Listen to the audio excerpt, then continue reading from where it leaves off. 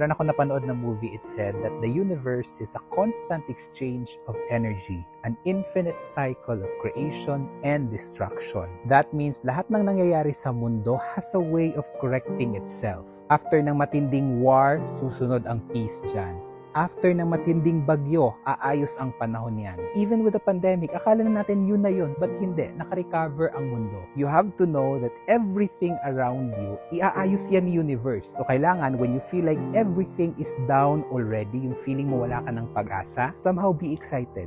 Know that after ng lahat ng nangyayaring bad sa'yo, a good energy will come. When you're at your lowest, expect mo na yung rebound mo magiging mataas to put you on top. So do not lose hope. Be hopeful. Huwag kang mawala ng pag-asa. You have to believe na after ng lahat ng pinagdadaanan mo ngayon, kahit alam mo feeling mo wala ka ng pag-asa, after all of this, you have to believe that something good will happen. Tutulungan at tutulungan ka ng universe.